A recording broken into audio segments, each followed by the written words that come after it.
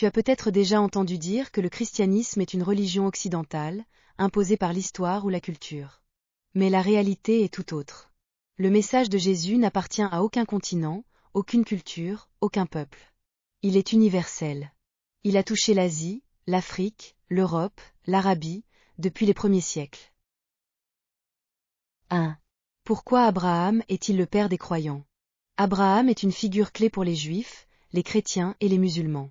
Quand Dieu l'a appelé à quitter son pays, il a obéi sans savoir où il allait. Hébreux 11. En chemin, il a bâti des autels pour adorer Dieu, montrant un cœur humble et tourné vers Dieu.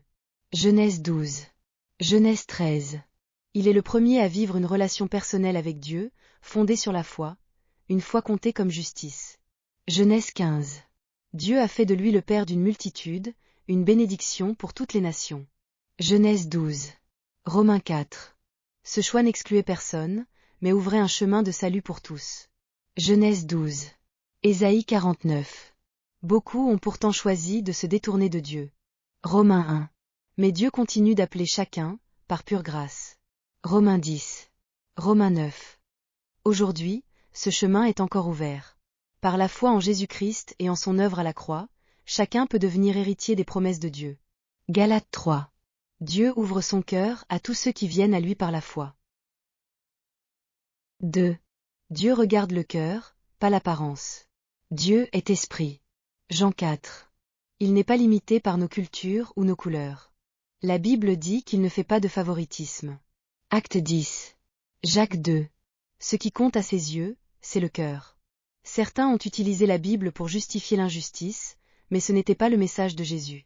Il est venu pour tous, exclus, étrangers, riches, pauvres, hommes et femmes. Son appel est universel. Dieu cherche une relation vivante avec chacun, par la foi en Jésus-Christ. Il ne cherche pas une appartenance culturelle, mais un cœur ouvert à son amour. Le christianisme est universel, pour toute l'humanité. Le pardon, la paix avec Dieu et la vie éternelle sont pour tous. 3. Jésus et le Proche-Orient. Jésus est né au carrefour de l'Asie, l'Afrique et l'Europe, en Judée. Juif du 1er siècle, descendant d'Abraham et de David, il a grandi à Nazareth, parlant l'araméen. Son message était pour le monde entier. Jean 3. Il a envoyé ses disciples vers toutes les nations. Matthieu 28. Déjà, il accueillait les Samaritains, les Romains, les étrangers et les exclus.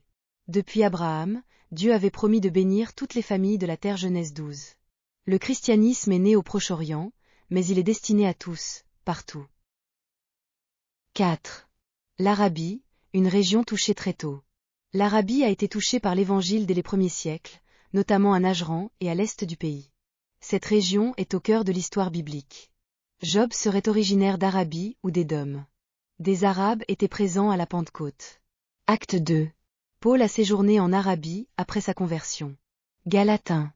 Des tribus comme les Gassanides étaient chrétiennes avant l'islam.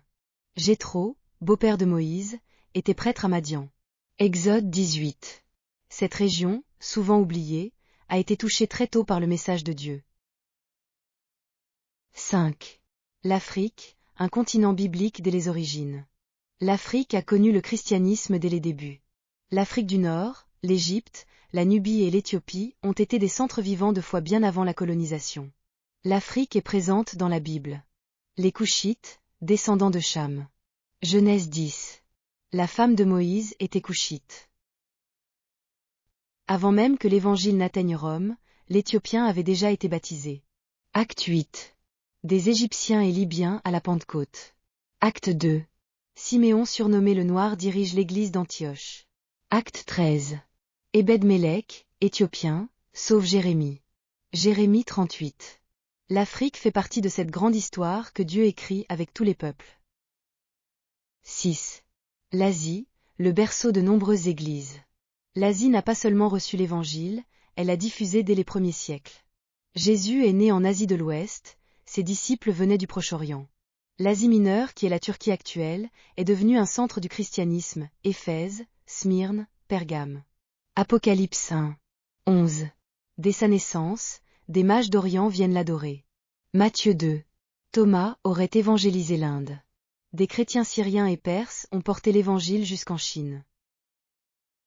7. L'Europe, évangélisé dès le 1er siècle. L'Europe a reçu l'Évangile dès le 1er siècle grâce à des missionnaires comme Paul, venus d'Asie. Paul prêchait en Grèce et en Macédoine, fondant des églises à Philippe, Thessalonique, Corinthe et à Rome. Acte 16. Corneille, un centurion romain, est le premier non-juif converti. Acte 10. Des Grecs cherchaient déjà à rencontrer Jésus. Jean 12. L'Europe a été destinataire avant d'être missionnaire. Beaucoup de valeurs dites occidentales comme la justice, la dignité humaine, le pardon, l'égalité sont enracinées dans l'Évangile. Depuis Abraham et Jésus, Dieu aime les nations, sans distinction. Peu importe ton origine ou ton histoire. Dieu cherche une relation vraie, sincère et de confiance avec toi. Le christianisme n'appartient à aucun continent. Il est né en Asie, s'est étendu vers l'Afrique, l'Europe et au-delà. Il est universel. C'est pour cela que Jésus est venu, pour toi, pour t'offrir le pardon, la paix avec Dieu, et une espérance éternelle, la vie éternelle. Car Dieu a tant aimé le monde qu'il a donné son Fils unique, afin que quiconque croit en lui ne périsse point, mais qu'il ait la vie éternelle. Jean 3. 16.